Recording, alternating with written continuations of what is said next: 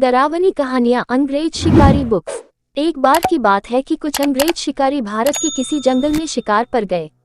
उस जंगल के बाहर एक डाक बंगला था, पर उसमें पहले से ही कोई बड़ा अंग्रेज अधिकारी ठहरा हुआ था। अस्तु इन अंग्रेज शिकारियों को जंगल के बीच बने एक पुराने डाक बंगले में रुकना पड़ा।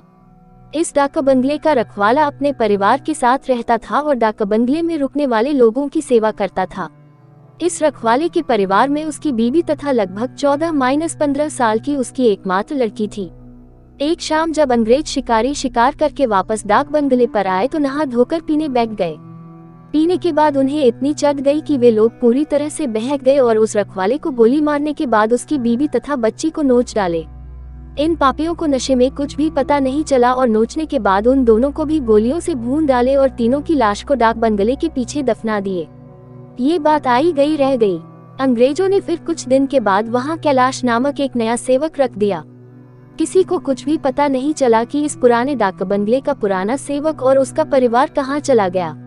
एक बार की बात है कि नया सेवक कैलाश रात को गेट बंद करके सोया हुआ था। तभी अचानक उसकी नींद खुल गई क्योंकि उसे लगा कि दरवाजे पर कोई रो रहा है। उसने एक हाथ में लाठी उठाया और दूसरे में चिराग और दरवाजे पर आकर हाँक लगाया, कौन है? इतनी रात गए कौन दरवाजे पर रो रहा है? उसने देखा कि एक किशोरी दरवाजे पर बैठी रो रही है। कैलाश उस किशोरी के पास गया और उसके सिर पर हाथ रखते हुए कहा कि बेटी रो मत, अंदर चल।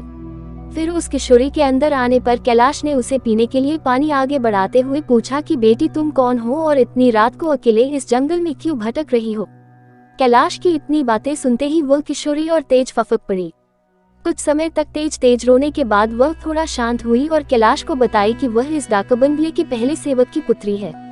फिर उसने ये भी बताया कि कैसे 4-5 अंग्रेज शिकारियों ने उसके पिता को मार डाला और उसके बाद उसकी तथा उसकी मां की आबरू को नोच डाला।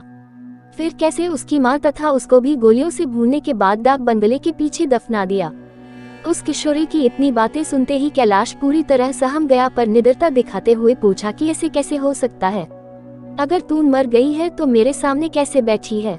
कैलाश की यह बात सुनते ही वह लड़की अचानक गायब हो गई और कैलाश कुछ समझ पाए इससे पहले ही वह उस कमरे की दीवार पर उल्टी टहलती नजर आई। कैलाश यह नजारा देखकर पूरी तरह से सहम गया। फिर अचानक वह लड़की आकर कैलाश के सामने बैठते हुए बोली कि काका आप डरिए मत, मैं आपका कुछ भी बुरा नहीं करूंगी।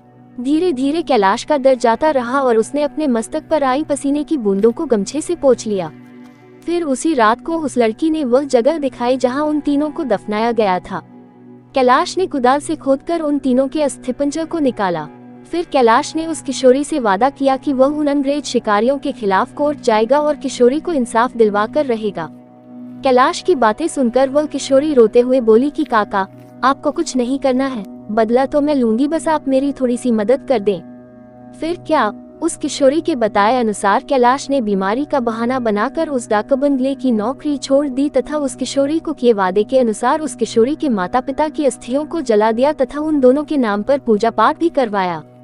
उन दोनों की मुक्ति हो गई, पर लड़की के कहे अनुसार कैलाश ने न लड़की के अस्थिपंजर को जलाया और न ही उसके क्रियाकर्म के लिए कोई अनुष्ठान पूजा पाठ ही किया, क्योंकि किशोरी ने कहा था कि अगर उसके लिए भी पूजा पाठ हो गई तो वह इस भूत योनि से मुक्त हो जाएगी और फिर उन दरिंदों से बदला नहीं ले पाएगी। समय बीतता गया और अब उस डाक बंगले में कोई नया सेवक आने को भी तैयार नहीं होता, क्योंकि कैलाश वहीं आसपास मंडराता रहता और नए आने वाले सेवक को भूती कहानी सुनाकर भगा देता। कभी कभी वह किशोरी भी अपनी भूती कारनामे से आने वाले नए सेवक को 9-2-11 कर देती। पर उस बंगले पर शिकारियों का आना कम नहीं हुआ। वे आते और खुद ही अपनी व्यवस्था करते, पर जो अब आता वह वापस नहीं जाता, क्योंकि उस डाक बंगले में ठहरने वाला हर अंग्रेज शिकारी उस लड़की का शिकार हो जाता।